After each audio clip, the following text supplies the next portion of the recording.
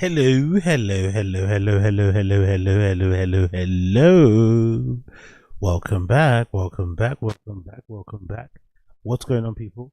What's going on, people? What's going on, people? Welcome back to the random show. Welcome back to the random show. Welcome back to the random show. What's going on, people? What's going on, people? What's going on, people? What's going on, people? Hope you're good. Hope you're good. Tim W, I see you. Don Dotto, I see you.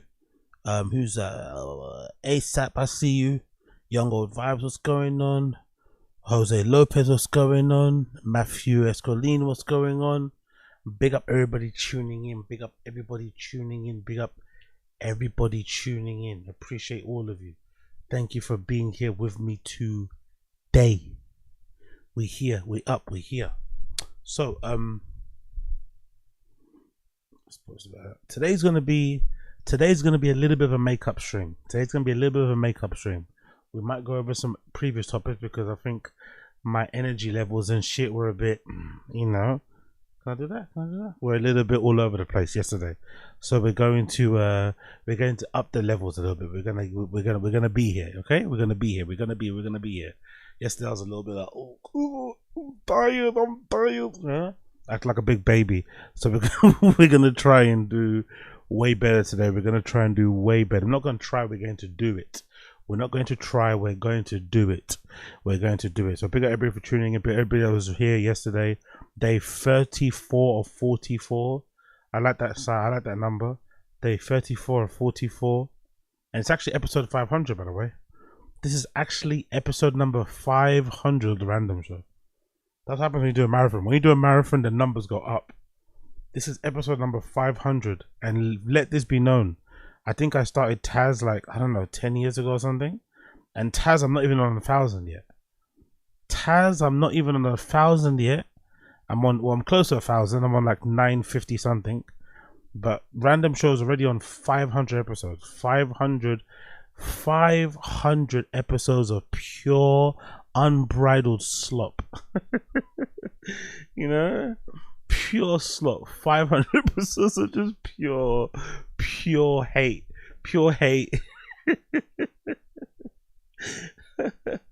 Oh, I love it. Big up everybody for tuning in. I appreciate you, man.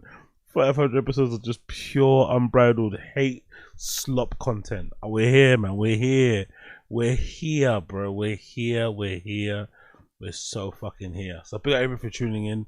This is a monumental day. This will go down in the history books. I hope you will understand that and you will appreciate that for whatever it's worth. But we're here, man. We're here. Yeah, man. We're here for it all. That's what we have to do. Bob Lee was on T5K5. Oh, really? Oh, we might have to watch that then. Big up Apex Potter. Thank you for that little insight. We might have to put that on then. Big up Apex Potter. Good little knowledge there. We might have to put that on. We might have to check out episode 500 of T5K. Actually, you know what? I'm going to do that right now. Fuck it. Let's mix things up a little bit because I was going to start with something else. We're going to start with the Diddy stuff, but I'm sure you guys already know about what happened to Diddy. Who gives a fuck, right? I'm glad that Diddy stuff, it's not really going to be over. It's never over, but the fucking news cycle. So let's actually see. Let's actually go, was it the Fighter and the Kid podcast 500? Let's see. Was that Bobby Lee? Oh, it actually was as well. Yeah, he's not lying. Oh, that was the other one. That was the one where he not the rape story. That was the one, not the molesting story. That was the other one where they're on the red couches. Cool. Let's watch a bit of that. Fuck it. Let's do that as a bit of a starter to the stream. So big everybody for tuning in. Big up Apex Potter. You're a fucking legend. Let's see. I would like to compare. I would like us all as a little bit of homework, a little bit of a viewing assignment, because we do a lot of watch alongs on here. I watch a lot of T5K. I do a lot of clip reactions and stuff. We're all familiar with the Bappaverse. Everybody that's listening to my voice, everybody that's watching me right now, I want you to close your eyes and think about some of the horrible shows we've been watching recently, the whole episodes of T5K. Think about how boring they were. Think about the dead air. Think about all that stuff, right? And I want you to kind of compare what you remember of how bad the recent T5K shows were with how it is now. And can you notice a difference? Like, I would like to see this when I'm watching it now. Can we all notice a difference? Can we see that it was always shit even back then? Or has it gotten way worse now? I would like you guys to know or to see what I want. Let's see. But big up Apex Potter for the heads up. This is a good one. So let's check it out. This is it, right? Episode 500 of T-Fat K starring Bobby Lee. This is on it. Back in LA. Wow, they've got an On It sponsor. They start off on a bang, by the way. They start off with a bang. They've got an On It sponsorship. So they're very much in the good graces of Joe, Aubrey Marcus. Brendan's got thick black hair there, looking healthy. Even Brian Callen, he looks old still, but he looks healthy. Hair dyed, looks like he's got makeup on or something, or maybe been on set. The set itself looks like an actual podcast studio, and not like they're sitting in the mezzanine in the garage. So everything on the third eye is looking good. On the first impression, sorry. Dude, you see what Onnit's doing? They got this golden ticket, like the Charlie Chocolate Factory thing. Willy Wonka and the Chocolate Factory. Yeah, that's what they're Charlie Chocolate Factory. doing, but of supplements. What are they doing? You can win a trip. If you scroll up, Chin, so I can see, you can win a trip. You can win a bunch of That's a bit passive aggressive. prizes. It's like Aubrey Marcus, Willy Wonka. Really? Yeah, Alpha Brain. Oh, the Alpha Brain. Enter the Alpha sorts. Brain Golden Ticket sweepstakes. So they got their flagship nootropic, which is the pride and joy of their product line, which Aubrey and Brendan Schaub and Joe Rogan and everybody. Oh, by the way, in case anyone cares, I should hopefully be getting my hair braided this weekend. In case anybody cares, I should hopefully get my fucking hair braided this weekend so I can stop fucking touching it and it can stop getting in the way and I can actually have a normal shaped head. I can see my head and my scalp can breathe, all that shit. Should be getting my hair braided this weekend. Thank God. Thank God. I know takes. And I guess what happens is you get there, you can actually go to where? Yeah, on it. Yeah, Austin. So check it out. So inside each purchase of Alpha Brain, the 30 or 90 count bottles, whatever you like, during the sweepstakes period, you'll receive a golden ticket. And if you're selected, you get a... Big up Keepy. No, I'm not going to get my hair braided like Drake. I'm just going to get my hair braided. I'm not getting my hair done like anybody, okay? We don't follow other men, you get me? Unless they're Elon Musk, unless they're Drake, unless they're Kanye.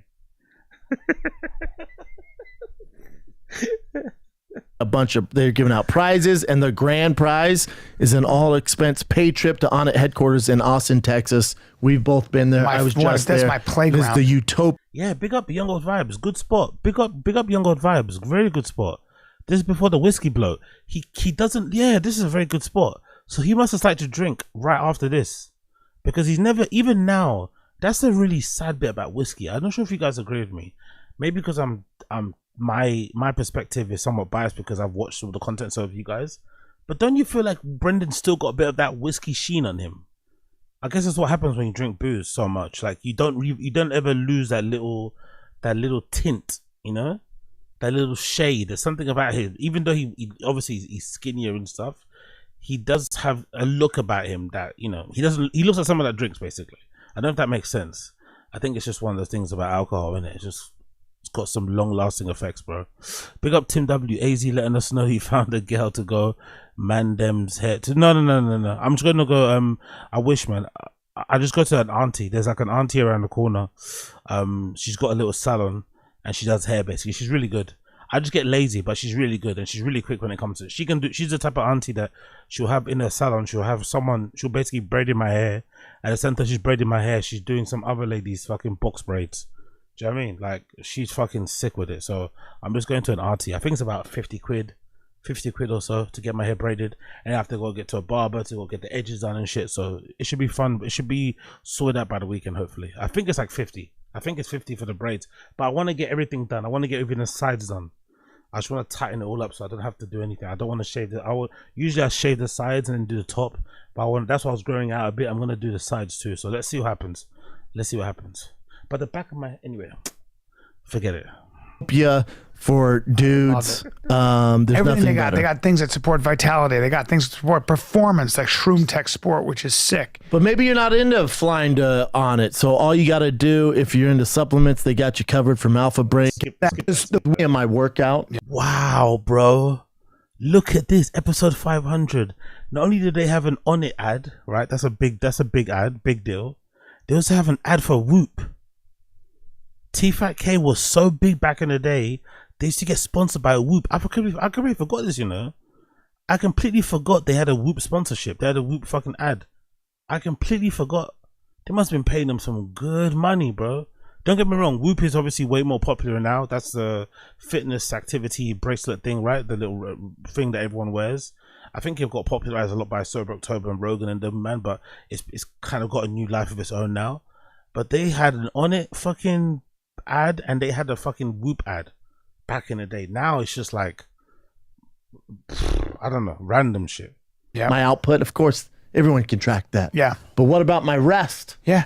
My boy Brian What about my Cooley, sleep? My boy Brian Cooley, owns a jiu-jitsu school, was showing me on his phone like everything he. Your advisor, if you need those Jim Jones braids, I'm not gonna lie, yes, basically, because the Jim Jones, I'm not even that like bothered about getting my hair done all the time braided. I just want it to be like, you know, down, so it's not always up. So I will literally leave them in for ages until they get smelly, and then I'll fucking go get them redone again.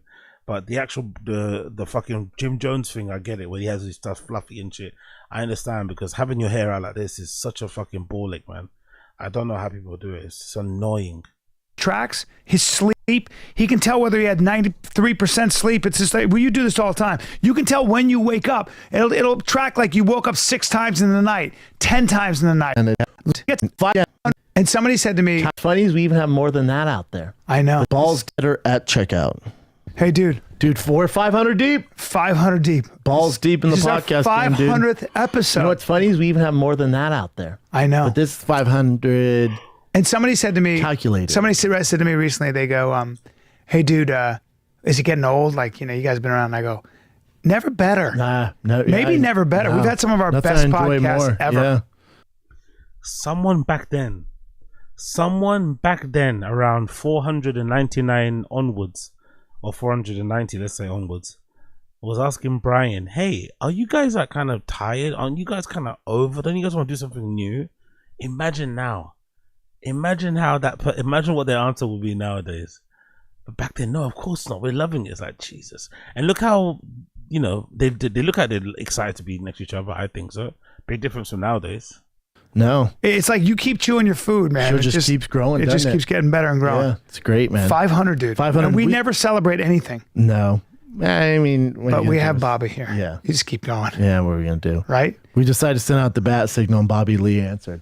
He's our guest for the 500th episode. Now, the Mandragon will be at the Brea Improv. I feel like that's racist. You called Bobby the man. No, I'm the Mandragon. Oh, okay. You're white. No, because I go and I scorch. I set him on fire. Okay, Dragon. What was that all about, do you think? What was that whole... Do you remember? That was the thing he was doing for a while. The Mandragon thing. What was that all about? Like, I don't understand that bit. I don't get why he was doing it. Weird. You have a gun? Yo, big up Abe Martinez. Wild one, GG. Brian wearing shoes. Oz about to be on and cheat. Why? Yeah. Not only is he wearing shoes, brother. Not only is he wearing shoes, he's wearing fucking...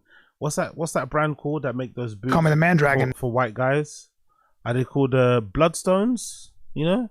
White guys love these boots. Are they called Bloodstones? Moon Rocks? What are they called? It's a brand of shoes like white guys love to wear. I think they're called Bloodstones. Are they Bloodstones? Blue Rock? Do you guys know what I mean? They're super popular here as well. People wear them all the time. So he's got those on and he's got socks. He's got fucking Chelsea boots on and he's got fucking socks. This is a crazy affair. Now, Dragon Man. yeah, and you guys want to be turned to cinders? You come to the Brea Improv, October 24, 25, 26. Because Mandragon. Dude, ride the dragon. Bring your fire retardant suits. And they call me Man Panther. The Man Panther will be in Philadelphia next week. Wow. Thursday, Friday, Saturday. Wow. When used to do comedy. When Brandon used to do comedy. Look at him plugging his dates. Now he doesn't say anything. He just sits there with his head in his hands. Wow, what a time to be alive, innit? They look like they enjoy being around each other. They're both comedians going for it. Shit, how times have changed. Big up Chris Mack. Oh yeah, they're Bloodstones, yeah? There we go. Bloodstones.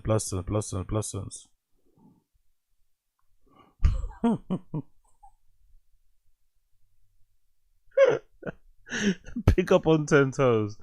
Are you getting your lips done too, AZ? That's such a funny question. Like, I said, I'm gonna get my hair braided. Are you gonna get your lips done too? Yeah, of course. I'm gonna get my lips done. Gonna get lipo. Gonna get a BBL. You know, or gonna get breast augmentation. Of course. Are you gonna get your lips done too? Jesus Christ. Saturday, Man Panther, aka Thick Crust, aka Big Brown, aka. That's the most weirdly like sexist and misogynistic question I've ever heard. You know, and it's also there's also a tint of homophobia in there involved. You know, but forget all those labels. It's just rude. It's just rude and mean. Thick kid. Thick crust. So I'll be in Philly next week, Thursday, Friday, Saturday. Then one night, Pasadena Ice House. You got some hilarious friends with me. That's on the 24th of October. And then just announced Dallas, Salt Lake City, Kansas City. That's all in November. Look at all the bookings, bro. Jesus Christ. Callan had like, no wonder Callan's face is like that. He's looking at that thinking, fuck, he's getting the money in it. Look at all the dates that Brendan's reading off. Callan had like 2. Brendan's reading off a fucking list, like a full fucking list of fucking dates. I'm here and I'm dead and I'm dead and I'm here and I'm dead. New one announced. It's like, whoa. Brendan was eating back there. He was eating. City's December. Then Atlantic City. Forget the casino. Some giant casino out there. First time in Jersey. Should be fun. Last time I was in Jersey, you know what I was doing? What? Knocking out Mirko Crow Cop. Is that right? Last time you were in? That's right. Damn. Now I'm out there slanging dick jokes. Atlantic City, New Jersey, December 14th. Get your tickets, Jersey, tfatk.com for Dragon Man and Black Panther. Yeah. Interesting. Do you speak Korean, Bobby? 한국말 조금 해요. 알아서 이거 미친놈이야 이거 알아? 이 미친놈이야. 네. 이거 동 사람이야. Yeah, he is. No. 울고 얼굴 봐. Brendan asking Chin if he understands Korean is like such a Brendan question, isn't it? Such a Brendan question. Knows absolutely nothing about some guy who works very close to him, working for him for a long time. He has no understanding, no knowledge of what Chin's about. Do you understand him? You know. 울고 봐요. 울고. So you don't really speak. Just Jessica Tandy 같아. Hey. You look like Jessica. Hey. 알아? 조금. Yeah, 조금만 Jessica Tandy. Roll. Yeah, it's rolling. We're good. Look great. Get the microphone. Sexiest man alive. Get the mic in front of your face and what Where do is you? it? Where are we? It's there. The sexiest man alive. What were you I saying? I need ears. You don't need ears, dude. We don't have cans in this. Cans? Just listen to what we're saying. I need cans. Give me the ears. No, you're not getting ears. Now listen. What were you saying in Korean? Tell me right now.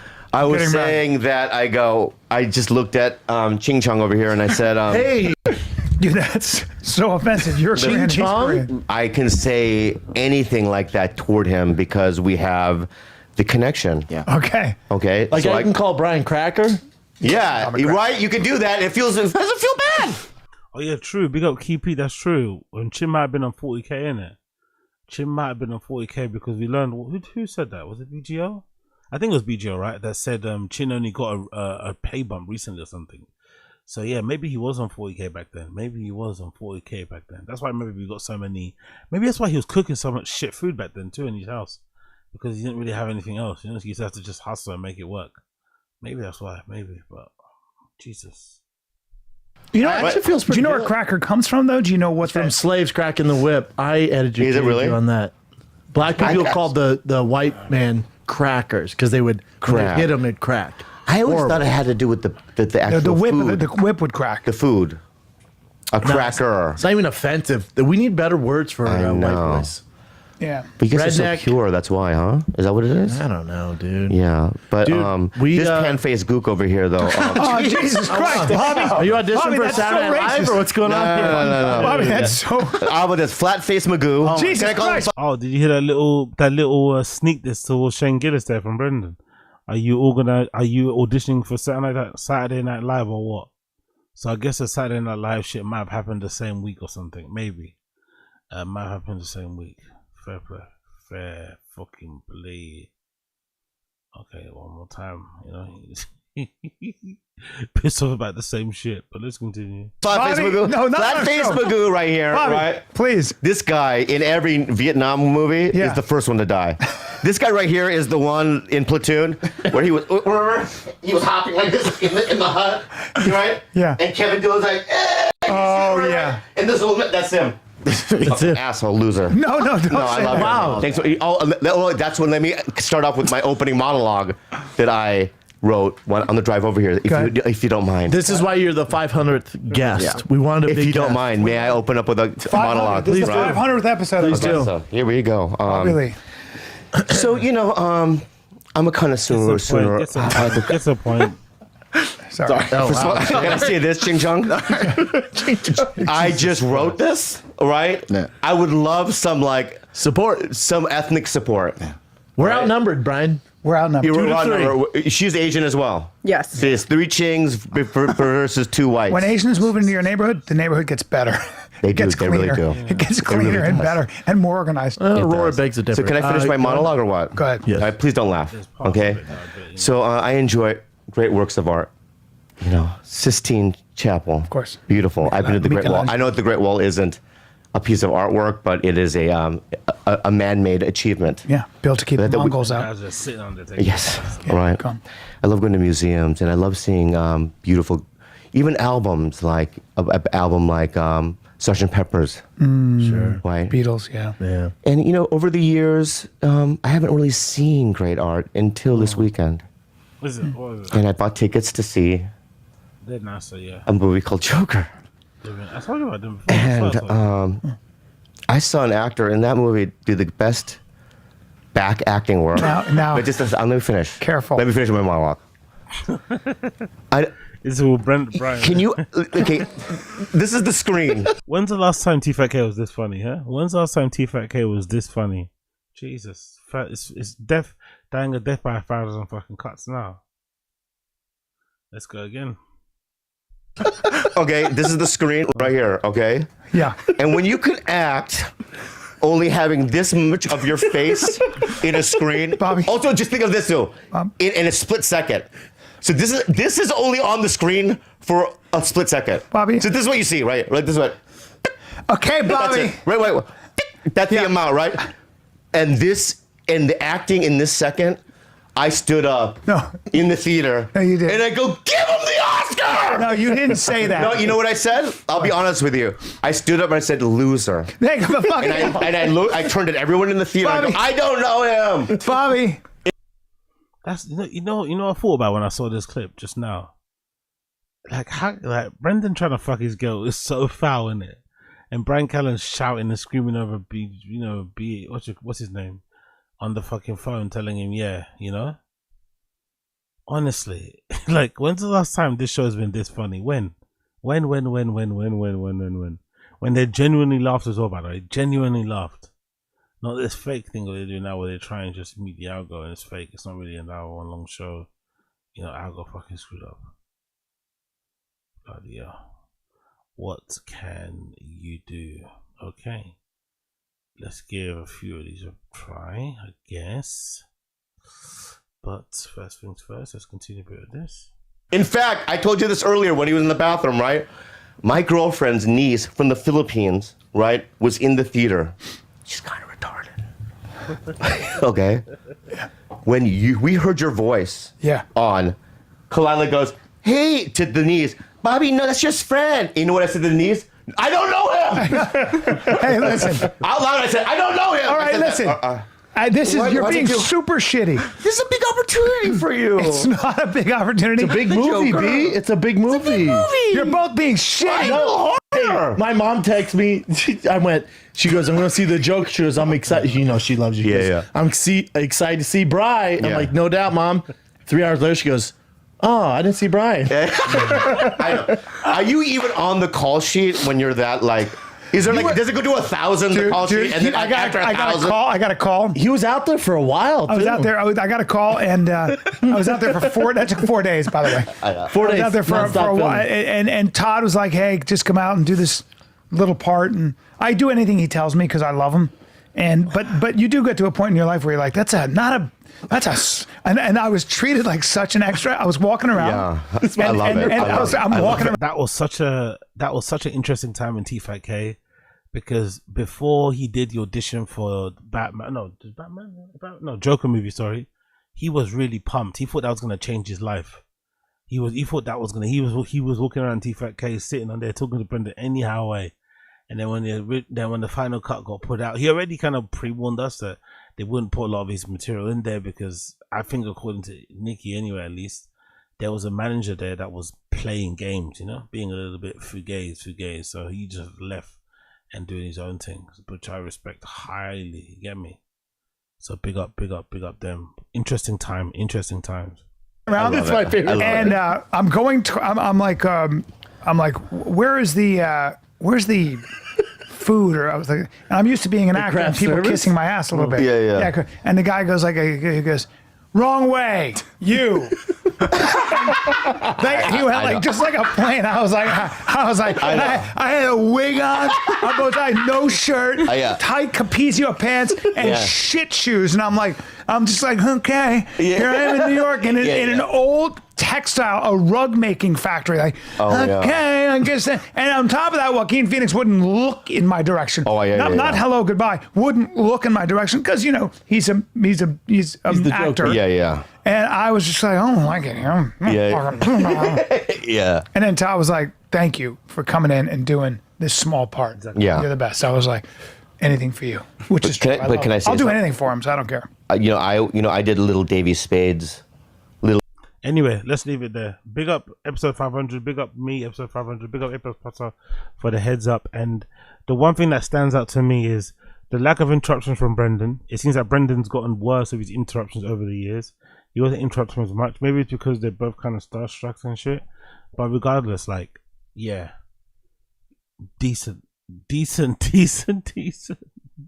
But the difference in like jolliness and guests and everything is just so different. So different. So let's see what you got there. Let's continue. Let's do what we came here for. Theo's been getting some pushback online. Theo has been getting some pushback online regarding his fucking up of his Netflix comedy special taping. And then, of course, the most serious one being what he said at the end, when he basically implied he's ready to, himself, but he's also talking to whatever, I quite like that. Sad, interesting, but I quite like that. I'm not going to lie. So let's pretty much go with that. So yeah, so Theo he explained why he fucked up that Netflix special taping, which we're going to watch in a minute. But I did find this comment that somebody screenshotted from a TikTok video, I think, on the Reddit. Really interesting, right? Check out Theo Von's Reddit. It's a really good little place there. And this person said the following. Again, what's that? Soldiers all the time. I think that says arguable and moldable, whatever. Who gives a fuck? So, what was I going to say regarding Theo? Theo said he knew why he flopped. What did Theo say again? Theo said he knew why he flopped. Let's play that video. Let's play the video of Theo explaining why exactly he flopped filming his Netflix comedy special, because I think that might be somewhat interesting and whatever to just look at and find out wild one for this guy. So let's see it. This is the full version. Let's do the full version. So this is him trying to explain exactly why what happened the way it did to him. So let's see this go up. Bear with me 1 second as I get it to load. It should be okay now, I think. Bear with me, it's loading right now. This is Theo explaining why his Netflix comedy special was fucked up and why he said what he said at the end of the show. So let's see. Bear with me a sec. Let's put that over here and let's freaking go. Cool. Where is it? My bad. Let's go. Where is it? Are you here? Where are you? There we go. Okay. So let's hear him explain exactly why it went wrong. And by him, I mean Theo Von. Come on, play then. And we had a circus last week in New York, in New York City, and I want to talk about that. I want to just go through it because there's like a lot of stuff out there, speculation and all of that, and I want to just get super clear on it, right? Funnily enough, Brendan's the one that's been spreading a lot of speculation out there. Brendan's been the one that's been shot at a few times. He's the one that's holding it. You know what I mean? Brendan's the one that's here. Jesus Christus. Yeah, no problem. If you need anything, let me know. You get it. Cool. So there we go. Let's go back to the video. Because I think a lot of people don't know like what went on, and it wasn't that crazy what went on, and I wish it was going to be a more exciting story, but I just want to I just want to share with you kind of what happened, I guess. Please do. And I don't want to make it a big deal, but I think but I do want to like just kind of go into it, right?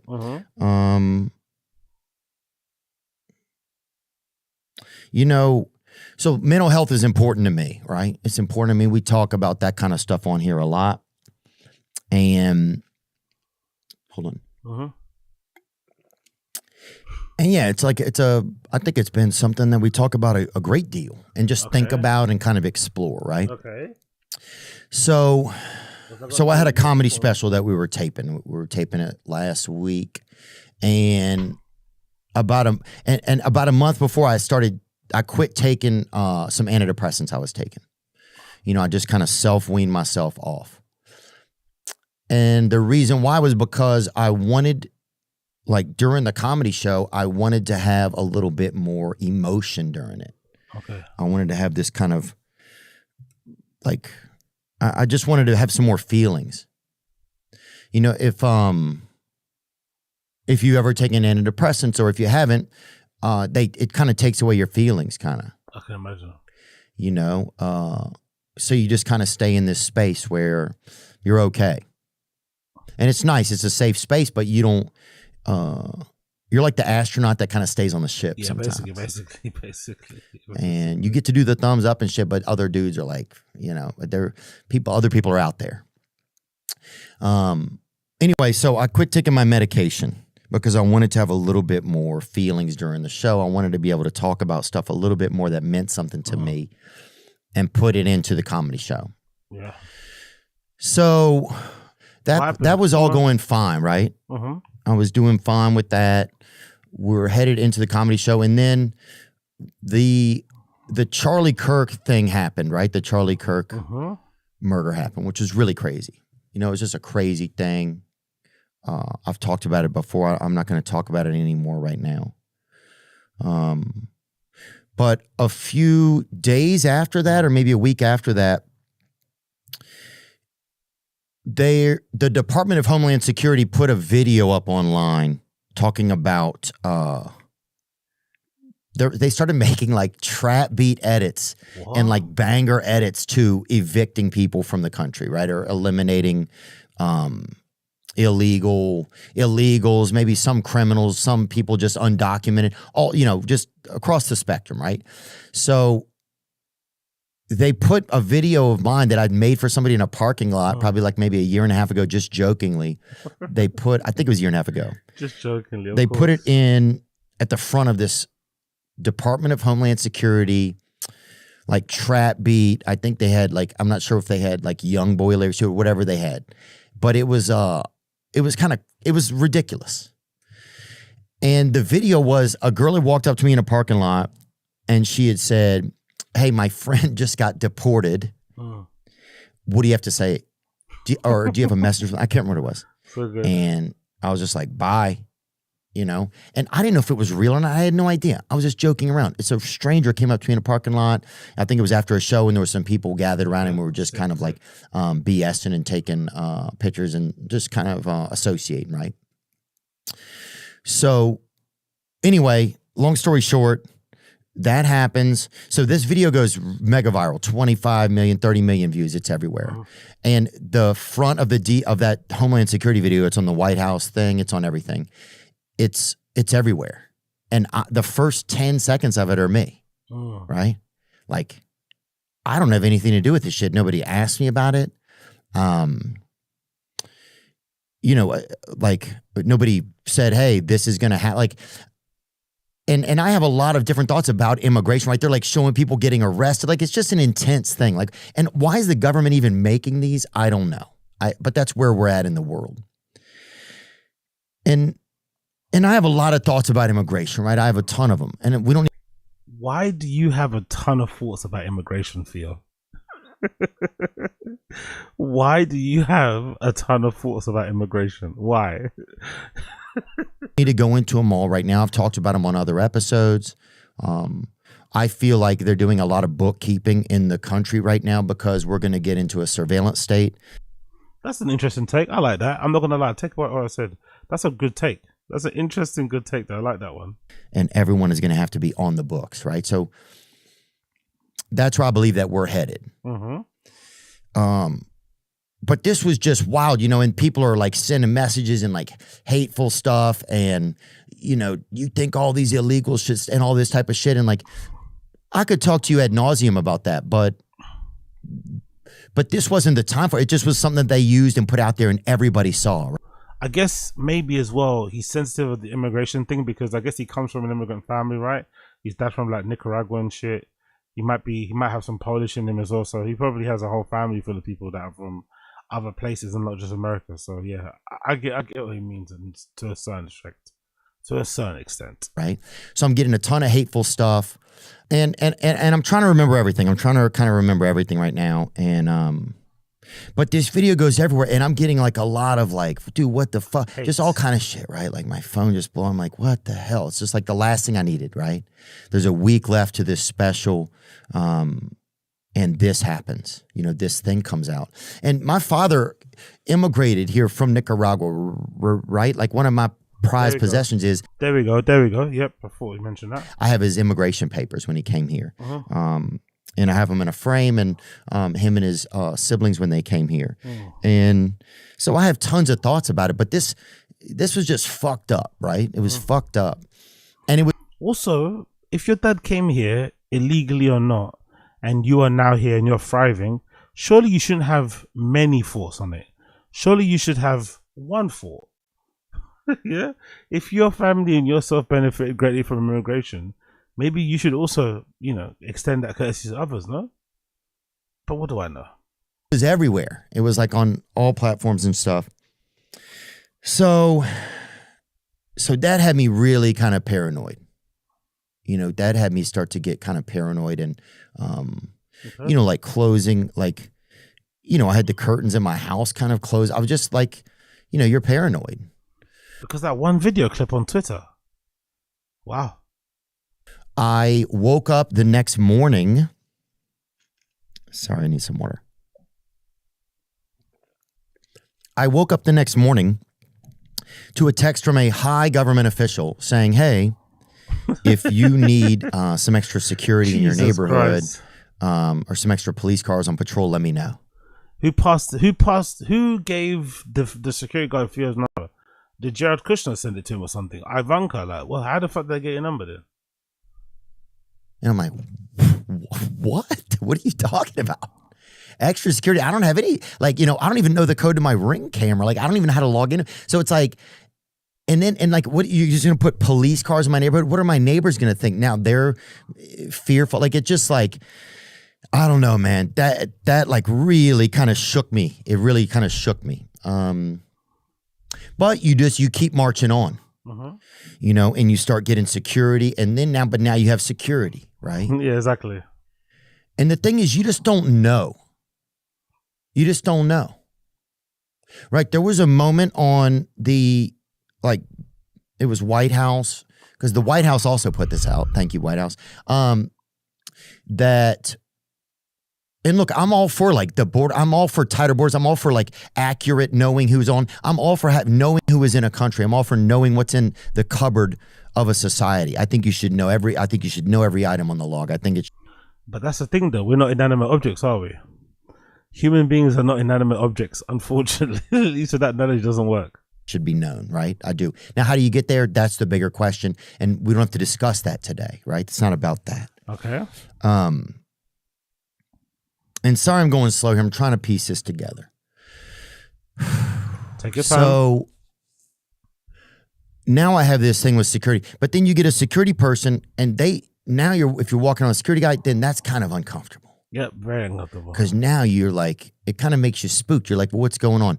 So there's just like all of that's happening. And then we get to just the job, right? Like, which is performing, speaking in front of strangers. Like you had just seen this thing with Charlie Kirk, right? It's like we all watch somebody get lit up. We all watch somebody get murdered casually on our phones, right? Like, very casual. and I don't mean to say it like that, but that's how. And we all moved on very quickly too. It came across to us. There's no warning on a lot of video you see, and like, so just a lot of I think unnecessary pressure, a lot of stress going on that I did. Some of it I was aware of, and some of it you just don't know you're aware of it, I think. I like how there's no admittance on his side of things. That maybe he just didn't prepare well. Maybe he didn't prepare well. Maybe he didn't take out time out of his day to do a set somewhere on adult vitamins. And then one day I'll do a shot with you and do it on vitamins. Then we can see who actually won, you know? Because, you know, I don't know, I thought you'd make it a little bit more, you know, minimal and shit pay. What do I know? Let's continue. You know, because I think like you just sometimes you don't know what Yeah, I did Young God Vibes on Taz. I did on Taz. stress you're holding. You know, one day there was I got a call from a friend of mine, and they said they were going into rehab, and I just started bawling, right? And I didn't realize that there was a part of me that was waiting to hear that from them, and that it really made me feel some type of way, you know? So sometimes it's like you just don't know what stresses you're holding. Anyway, so we get to the shows, right? We're there, and it's a lot, you know? Okay. It's a lot. There's a lot of like last minute choices to be made. It seemed to go messier than the past specials that I'd taped. Come on, Phil, get it together, brother. It's just a special. Like, I just think he didn't prepare well enough, which is understandable too, because he's doing so much more things outside of just podcasting. So I get that it's taking up all of his time, but come on, man. You know, give the fans something. You get me, something, brother, something. But hey, what do I know? Absolutely nada. Come on, or is it not working? Is it buried dead or something? Maybe the battery's dead. Cool. Right. It seemed to be a lot more confusion, and it all could have been just kind of my perception, right? Because what started to happen was on this day, I was starting to feel a little bit apprehensive. Like, I don't know if manic is the word. I don't know what manic means. I've said manic, but I don't manic meaning. Bless her. What does it mean when someone is manic? Oh, it says trying to meet mans. That's the first one. Like, this is fucking, see, this is how bad shit's gotten. You're trying to figure out if you have some sort of an anxiety disorder, and next thing you know, you're getting damn emails from a local men's bar or whatever. It is defined as an extremely unstable, euphoric, or irritable mood along with an excessive activity or energy level. Okay. Excessively rapid thought and speech. I probably could have used a little more of that. So I think I started to feel kind of mildly manic. I think it was just being off the medication. I think, and it wasn't insane. It was just little things. Like the second I got on stage, the first show, I couldn't feel any moisture in my mouth. And I started to feel like, you ever remember that feeling if you were in high school and you got high and then you were standing there talking to your friends and you were just too high and you were just literally standing there just trying to pretending to be yourself a little bit? 100%. So I had a little bit of that going on. And it started off choppy. The first show, it started off kind of choppy. We were doing like a new intro with Joey Diaz at the last minute, and he was pretty goomed up. You know, he's Coco. And it was a blessing that he was there, but we hadn't ran through it. And so it's just like a lot of like things at the last minute. But yeah, I'm on stage, and is that what made him go crazy? Or is that what made him fuck up the things? Him reminiscing about how long and arduous that journey has been to be a professional footballer or a professional manager, innit? Do you know what I mean? It's a one-way ticket to, you know, more than the sizable fucking whatever it may be. I don't know. I don't know what's going on here. The second half of the first show went good. and there were some beats that I got that had like an emotional piece to them that I wanted, and that felt exciting. But the whole show, it was there were parts where I just couldn't remember the next thing. I couldn't remember like my next sequence. Like I was having trouble just keeping track of stuff. And that's when I really was like, oh man, I'm just off tonight. You know, I just, you know, it had just like, I'm just off tonight. Okay. Then what happened? And I think I remember saying to the audience, like, thank you guys just for being here for me, you know, like, and the audience was cool, man. People were happy to be there. They were super stoked when I came out. I started to feel bad that I wasn't giving them the best show, but the show ended up going a little bit long, blah, blah, blah. We get to halftime or in between the two shows, and Chris Rock is backstage. He's there. My favorite, right?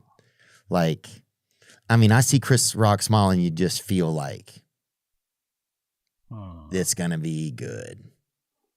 You know, it's almost like when, you know, somebody that was good in class at making a good joke, and then you see him and you're like, oh, the Michael Jordan has arrived, you know, like that thing, like, so anyway, seeing him, and it kind of like, I was like almost way so excited about seeing him. Like I was very excited, but then I realized I was kind of overexcited.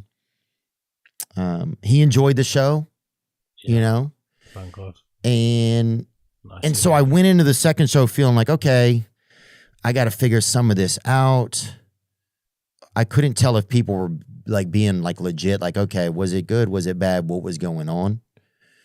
And then I took an ice bath between the shows. I was doing my yoga, the same usual stuff I do.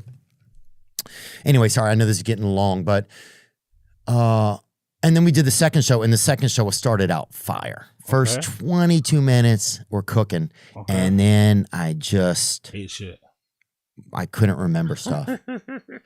And we didn't put a teleprompter. We've done it for other specials. We didn't do it. Yeah. And that was a bad choice. I don't know if I probably made the choice for sure. I don't remember. But so I had to ask for help. You know, I was like having to ask off stage because I wanted to get everything in sequence.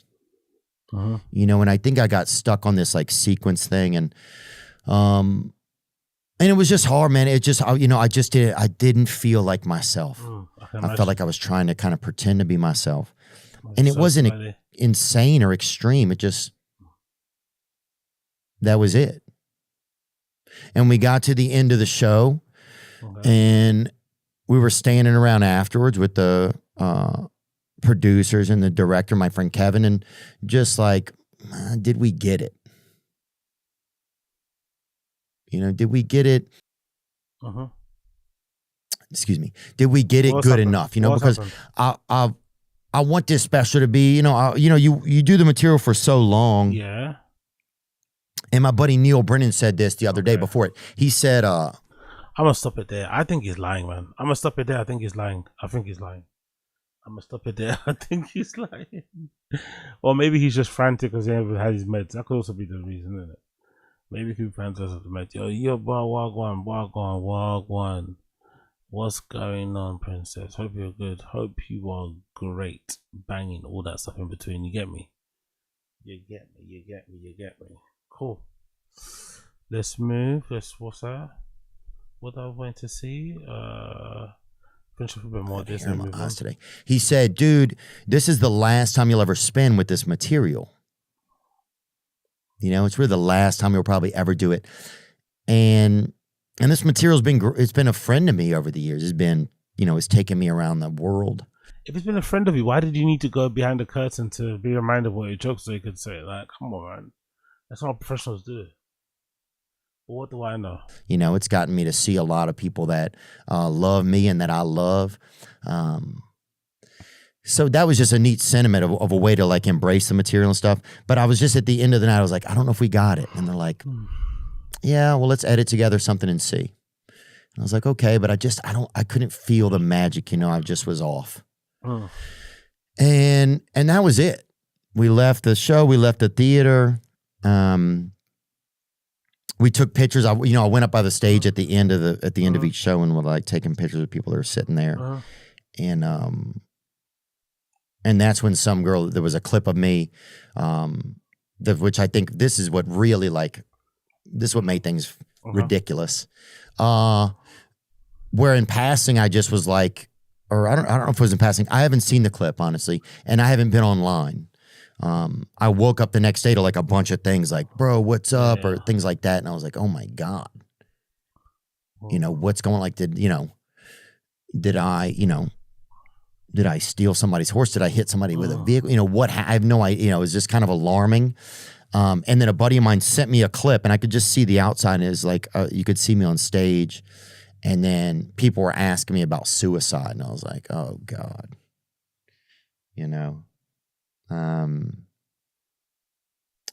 and I don't even remember exactly what I said, but I can certainly see me saying something like, oh, just try not to take my own life, which I understand it's not a joke to some people, right? It's not a joke to me. But it is something that I'll say stuff sometimes. I say stuff, right? You know that. If you've listened to this show before or seen anything, I say stuff. I would never take my own life. I would never take my own life. Okay? You hear that, Israel? I would never take my own life. I'm grateful Israel? to God for his grace in my life. I love my siblings. I have so many friends and people that love me and people that I want to see their children grow up. I'm hopeful that I get to have a wife and meet my own children one day. Like there's a ton of things in my life that keep me alive and hopeful, right? I want to be able to have an impact in the world. Those are just a few of them probably, I mean, so many just moments we've shared on this show that I'm like, oh, I live for those things, I mean, I want to see Vandy win a championship. So I agree. I'm going to have to be alive for a long time. You know what I'm saying? Type shit. But anyway, that was, so I woke up to that and I was like, oh man.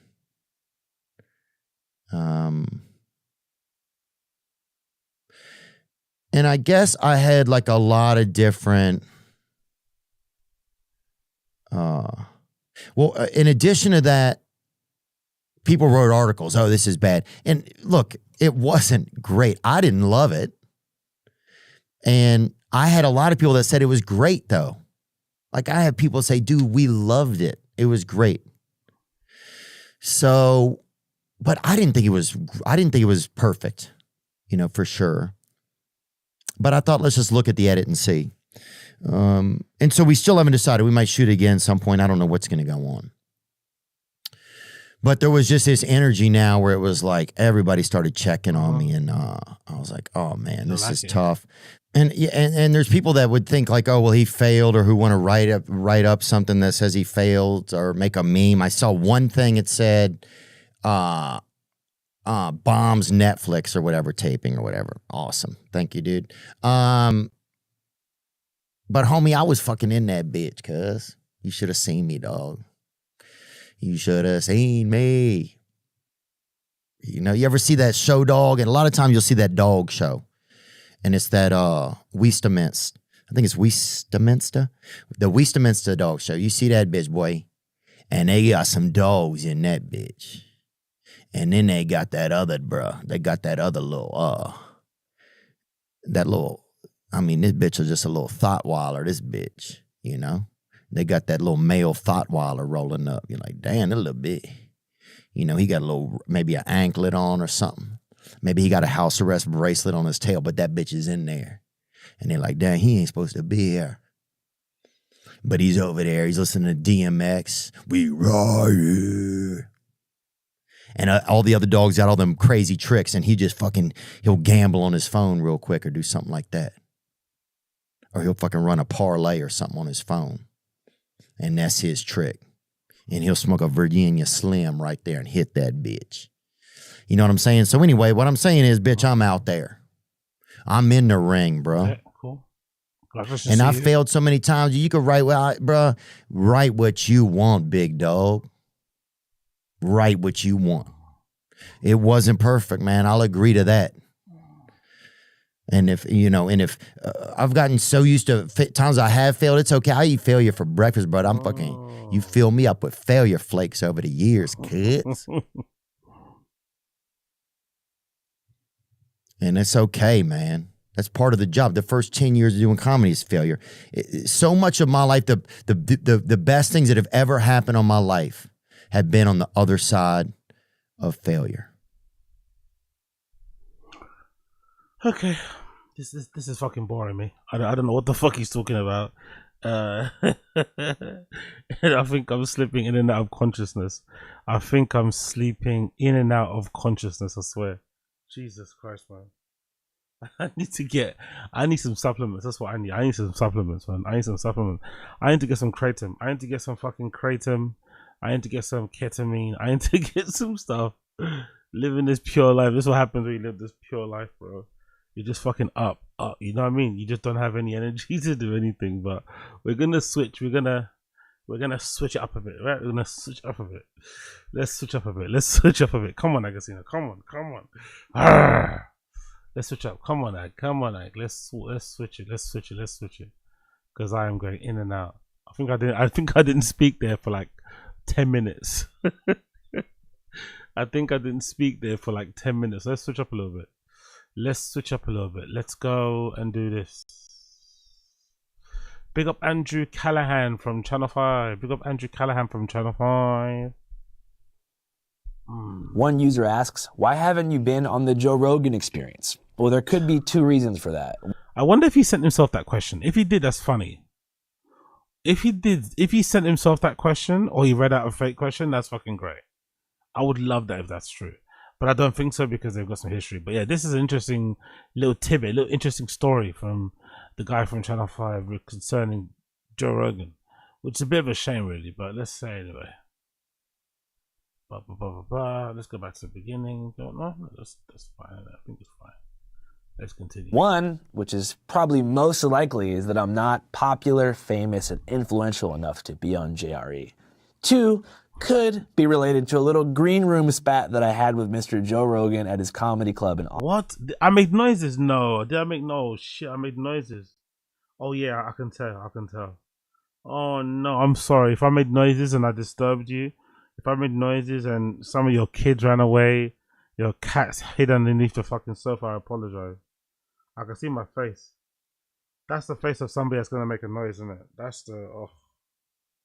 That is a horrible face, bro. That's the face of somebody that's gonna make a noise. That's the face of a noiser, you know?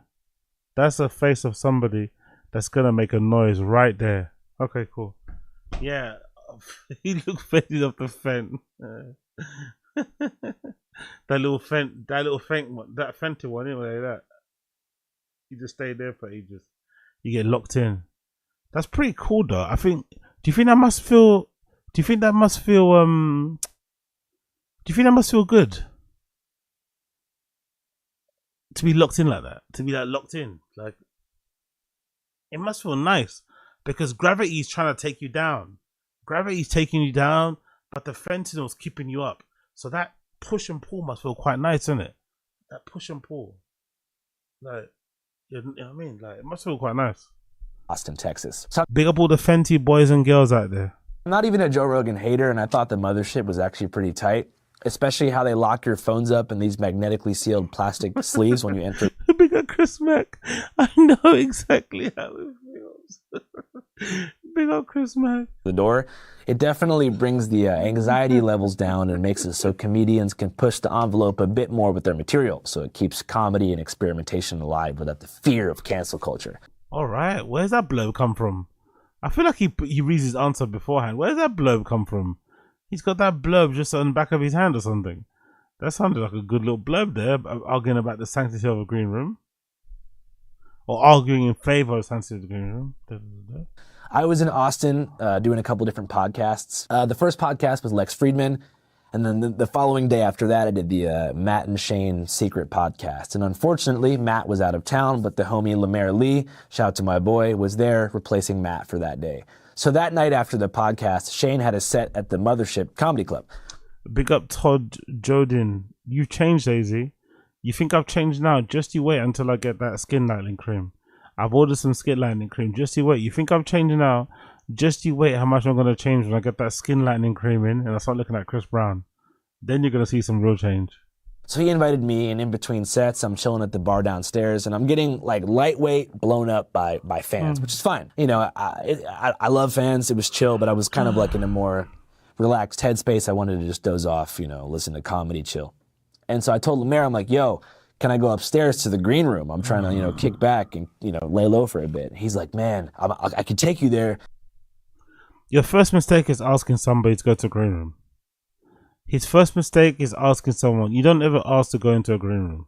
You get invited in. You know what I mean? You hang around long enough, people might like the cut of your chin. They'll be like, you know what, you should join us, you know?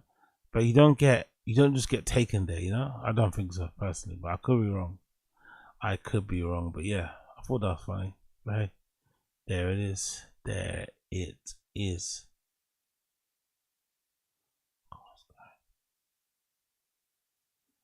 But yeah. Baby. Let's continue. But just so you know, Joe Rogan's a bit territorial about that green room. Like, so it's at your own risk. And I'm like, dude, no way, it's gonna be fine. Joe Rogan's reacted to like 7 of my videos because Jamie always plays them. So I'm like, it's gonna be chill. So me and Lemaire take the elevator up to the secret green room at the mothership. There's 5 comedians in there, all in their mid-20s. Everybody recognizes me except for Joe Rogan. So everybody's dapping me up. Lemaire says, hey, Joe, it's my homie. Big up Tommy. AZ, we need more of your chin style vlogs talking about your coffee runs and what your veg you bought from the market. Blockbuster content. I don't know what you're talking about, Tommy. I don't know what you're talking about.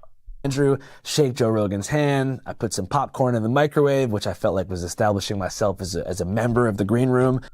I don't think so. That's very too familiar, no? Number one, I like this guy, right? Don't get me wrong, I like him, but 2 mistakes. Number one, he requested, hey, can I go into a green room? Not to the main person, but to one of the openers or whatever that guy is, right? Who works there, Lemaire. I think he's part of Shane Gillis's crew. But again, he doesn't own the membership, so he's just asking some random person who works there, can I fucking go in a green room? First mistake. Second mistake he makes there is microwaving popcorn. So what? Where did he find the popcorn? Did he find the popcorn lying on the table? Did you have to open a cupboard to get a hold of that popcorn?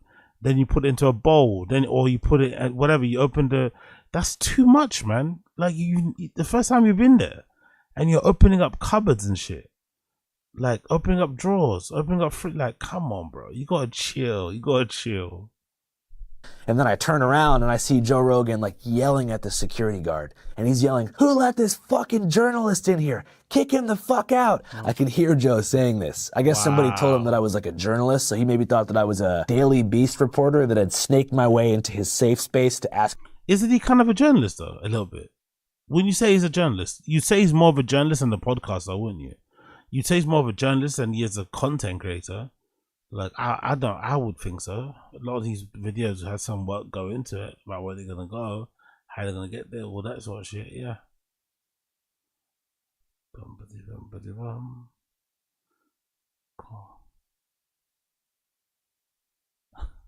Hiding a face from everyone.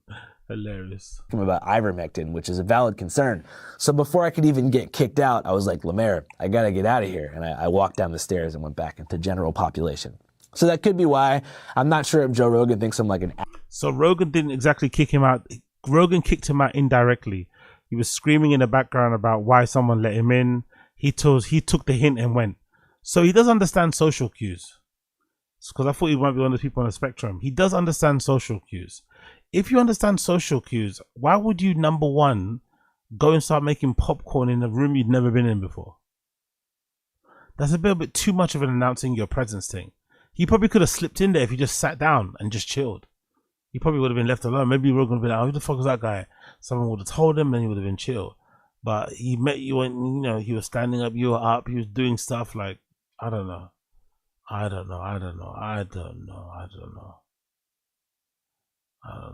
of crazy when you think about it.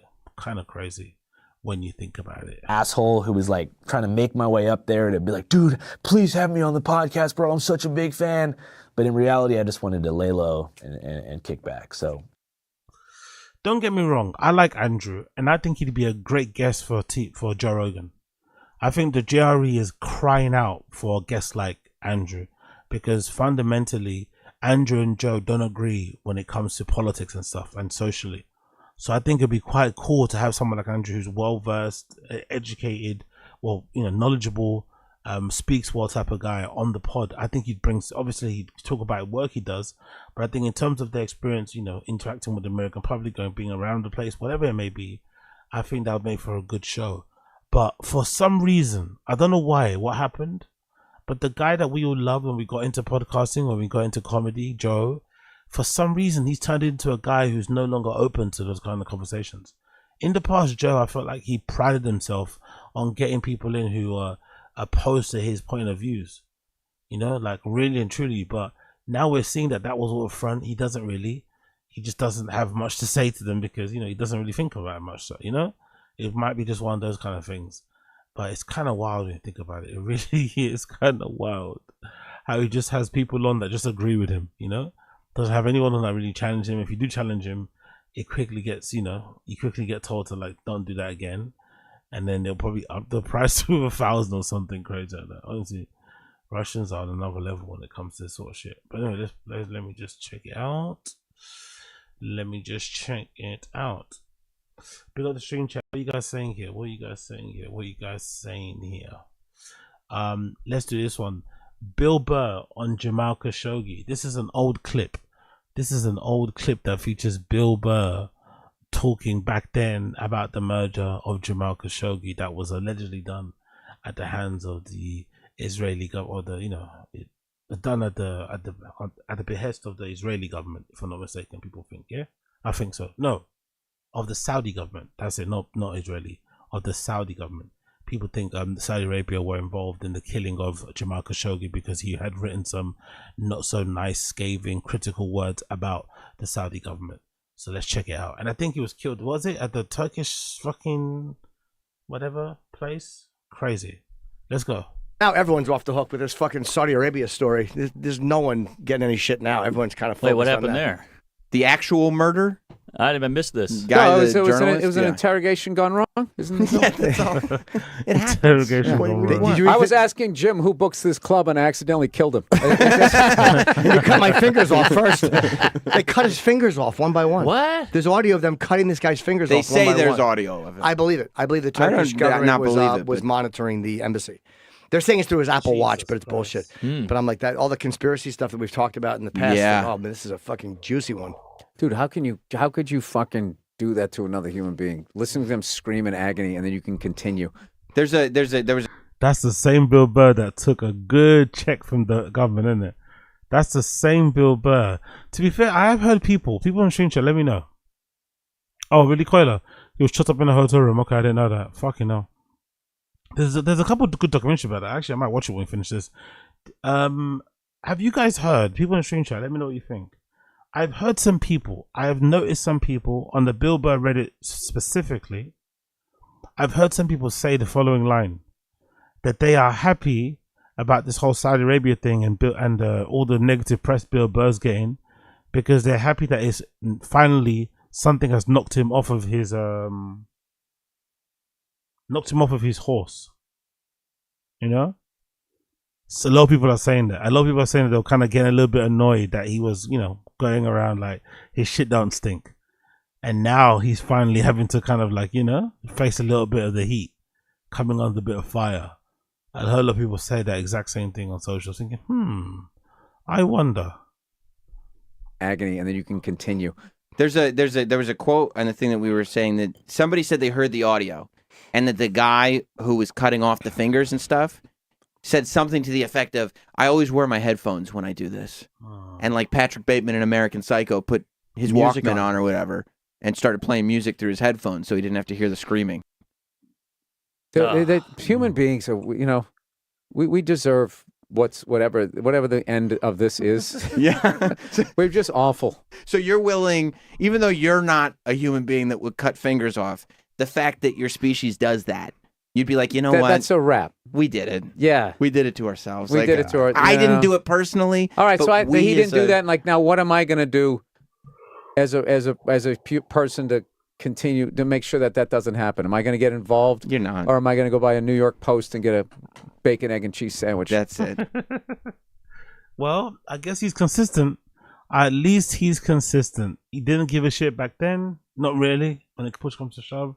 And he didn't give a shit now when push comes to shove. But at least, you know, with us people, you know, your money's going directly to the guy, you know. So, me love them things there. Me love them things there. You feel me? Wagwan, yes, sir. Wagwan, yes, sir. Cool. Big up Bill Burr. Let's move on. Let's do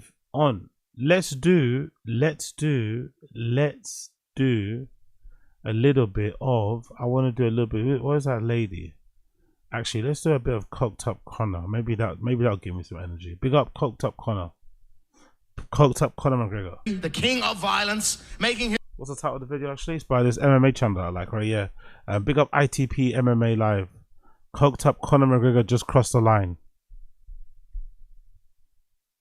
His return, a man that, you know, paved the way in the sport and rose up and done incredible things. Then he made an error and went a different way. A big mistake in my opinion, but now he's back. If you don't perform, you're gone. You can go back to those exhibition bouts and those misfits with the put on the big gloves. We'll part ways, but I'm confident you'll show up and do your thing, and I'm excited to see it. All right, sorry for not uploading over the... If you lose, you're gone. That's some Dana White level management, isn't it? That's some Dana White level of fucking leadership.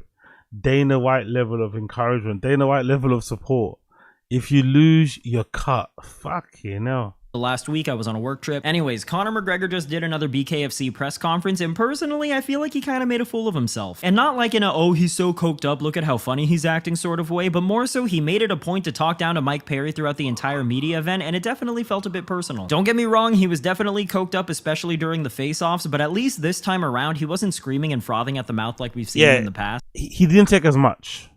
He looked like he didn't take as much. This one he took probably a whole 8 ball to the face.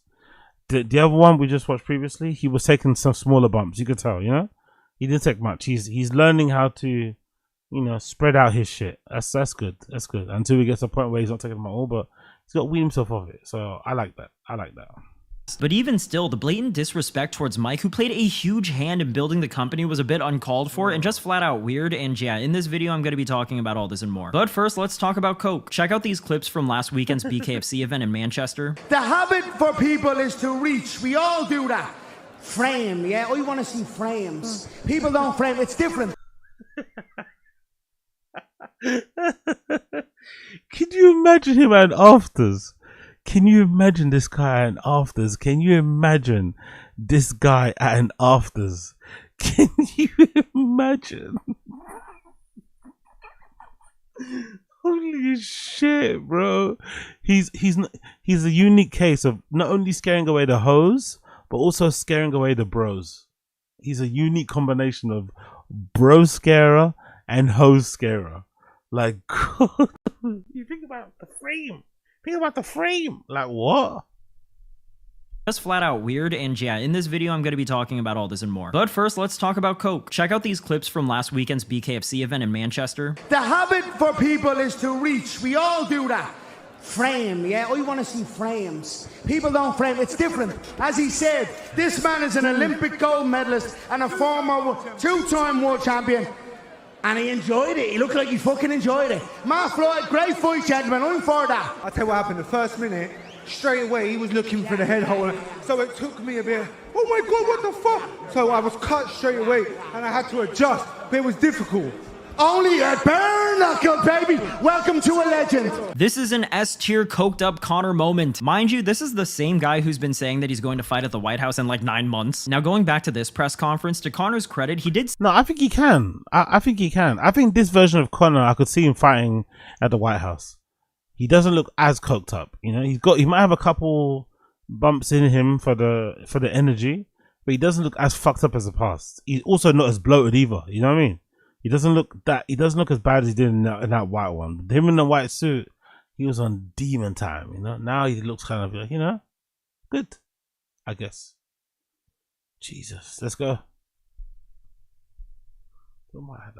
Seem more sober than the last time we saw him, but there's definitely moments where you see him squirming around in his seat or darting his eyes back and forth like a crazy person. But after the brief pause to set up the face-offs, this guy for sure railed some lines in the back, because when he came back out, he was clearly gacked out of his mind. But you know what? Conor being publicly hopped up on coke wasn't even the most embarrassing part about all of this. The worst part about his performance here was him constantly throwing shade at Mike, where it ultimately turned into a heated back and forth between them. I mean, just going back to the clip that I showed you at the start of this video, it was pretty uncalled for to disrespect Mike the way that he did. And I'm sure it was the coke talking here, but I just think it was unprofessional to threaten to cut Perry from the promotion if he doesn't bring his A game to his upcoming fight. And you can clearly tell that David Feldman is not happy with what Conor says here based on the way that he hangs his head down. You know, I really wonder what Feldman thinks about partnering with McGregor now that it's been well over a year since he named him co-owner of the company. Like, I'm sure that he doesn't hate it, seeing as McGregor is bringing a ton of eyes to the BKFC, but at the same time, it has to be a headache working with him a lot of the time. From going off script and promising double pay for fighters out of the blue to publicly threatening to fire their biggest star over some bizarre personal vendetta, I can only imagine how much Conor stresses out Feldman behind closed doors. In this case, I'm sure the juice is worth the squeeze, but I'm also sure that it's not all sunshine and rainbows being business partners with someone as unpredictable as McGregor. Also, I gotta stand up for Mike a little bit. I wouldn't even say that I'm a huge fan of the guy, but he deserves a lot more respect, seeing as he put the entire company on his back for years when nobody cared or even knew about the BKFC. He was the face of the promotion for over 2 years before Conor came along, and he's still far and away the biggest star that they have. I really don't think it's an exaggeration to say that Perry put BKFC on the map, and if it weren't for him, then maybe it wouldn't have grown enough to the point where Conor took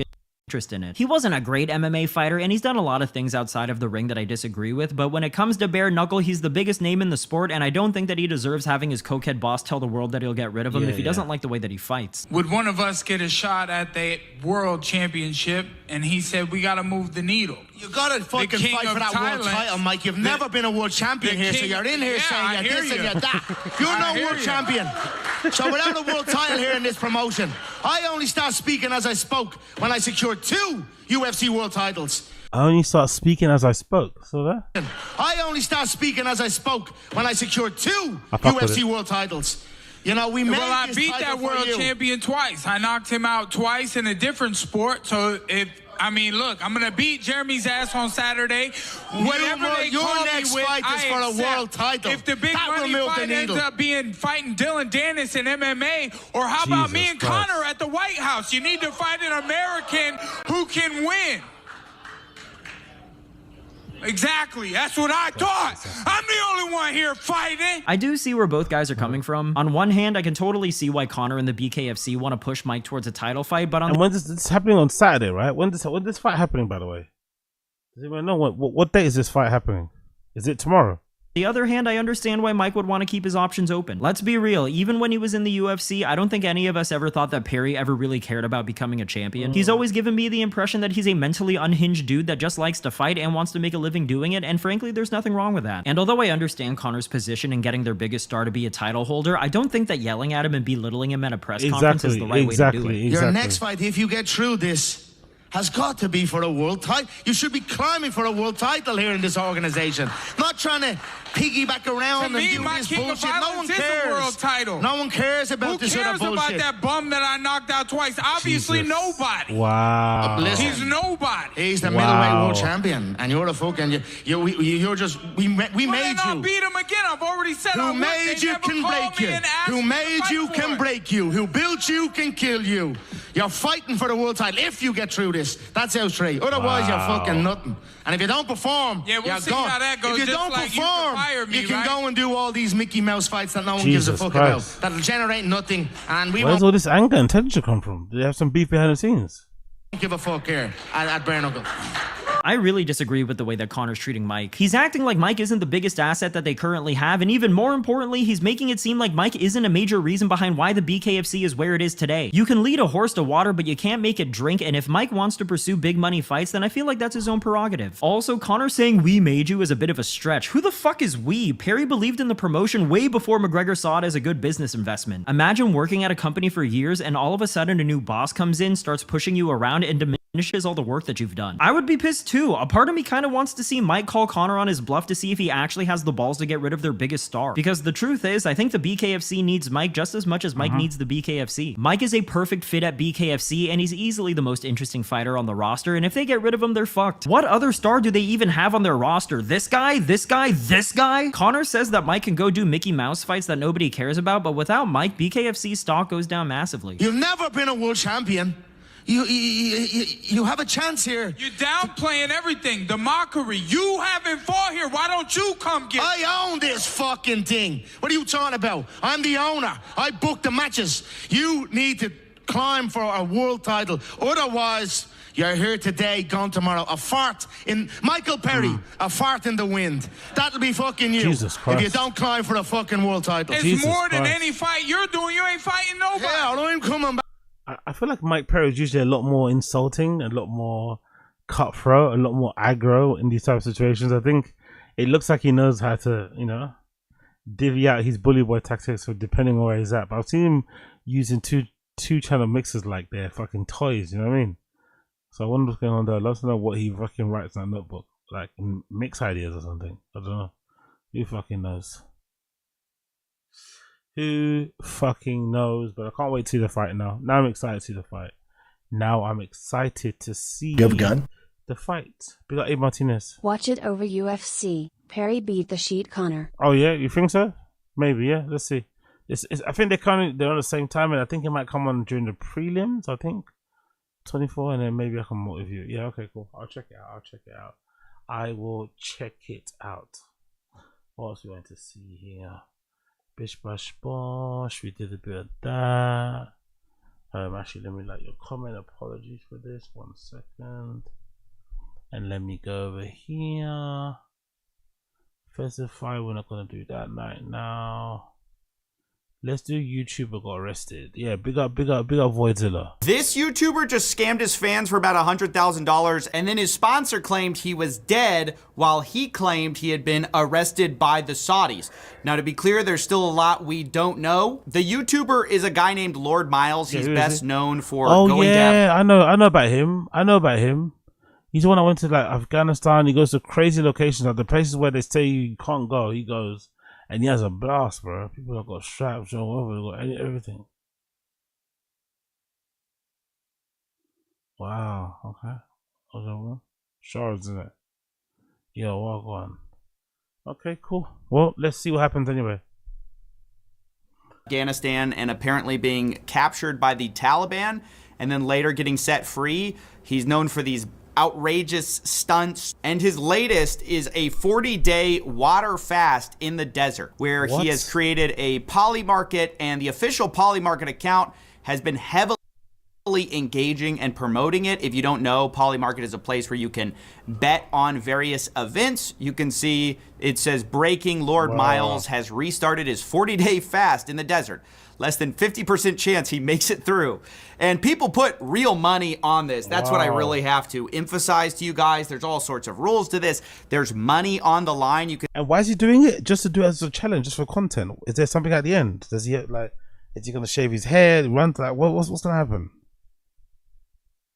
Can see there has been $14 million of betting volume on this wager, and for a while, it was low odds. And as the challenge went on, it seemed like people got more confidence in Miles. Of course, suddenly then you see it drop off a cliff after he vanished, and people didn't know where he was, only to find out later that he was claiming to have been dead/imprisoned. Now, future Steven here, I've got to say, I've now been in touch with Miles right before I released this video. I gave him a chance to comment.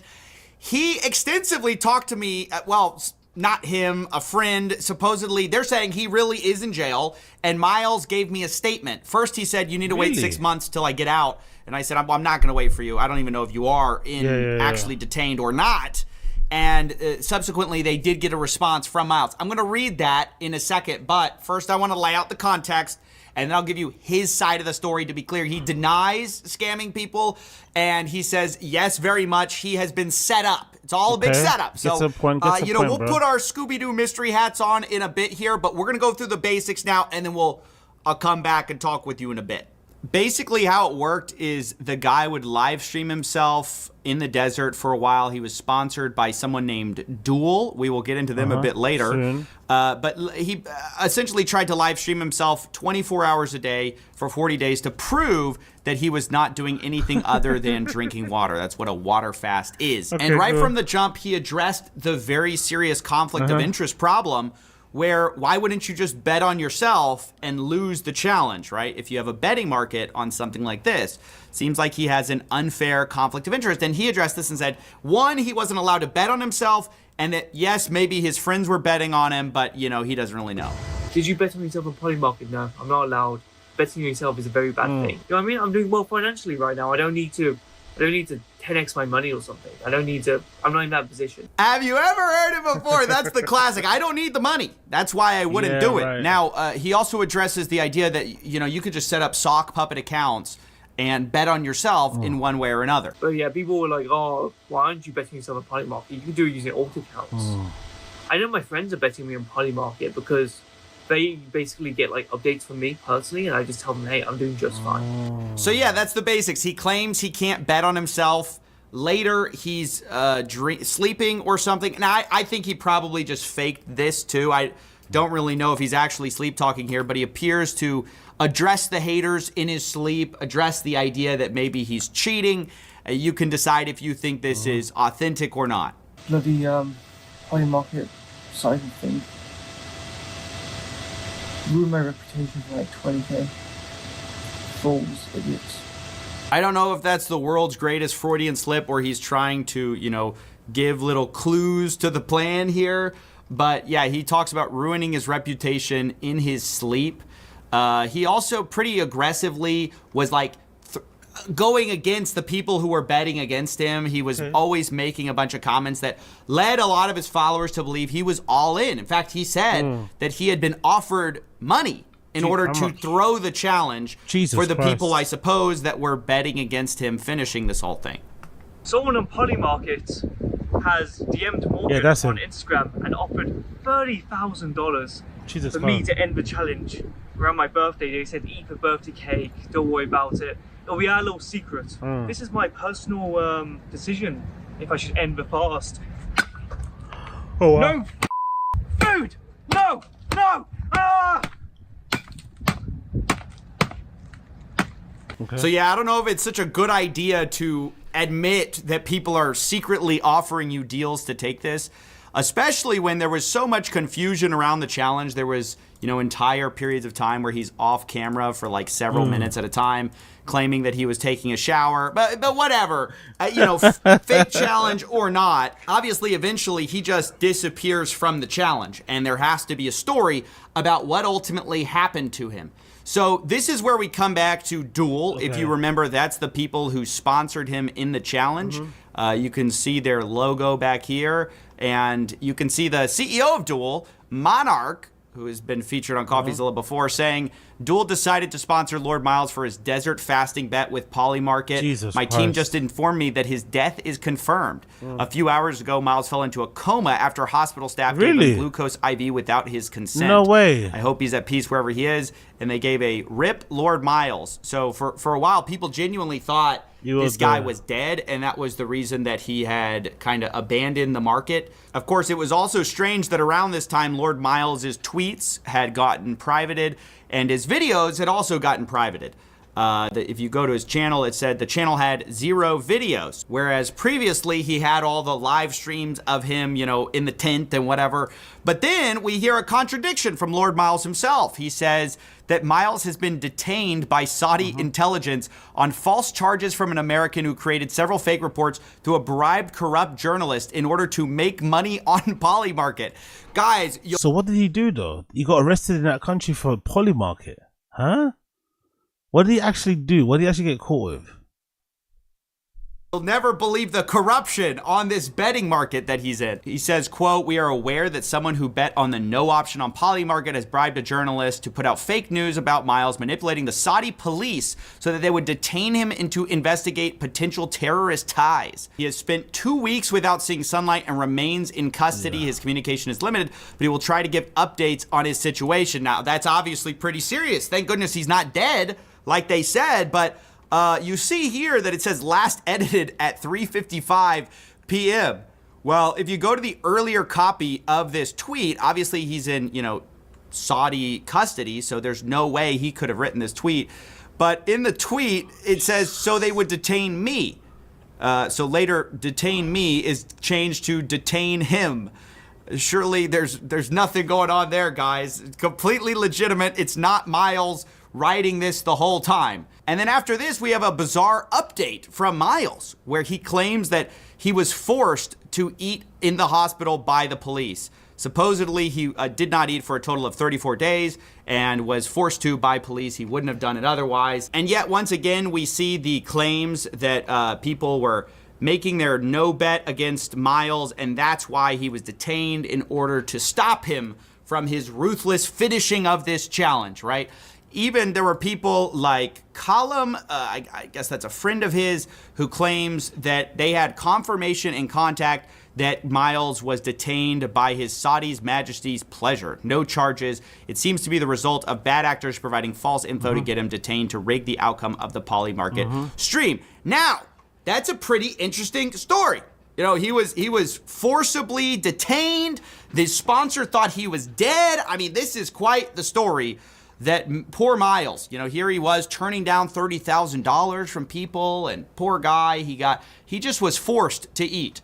So I wanted to actually do some tracing of this, and it turns out that some other people had found that Miles has previously posted his Ethereum address, which we can use to trace all of his activity. So that's his Ethereum address right there, OX213. That'll become important in a second, because remember how we said he was offered $30,000 to quit the challenge?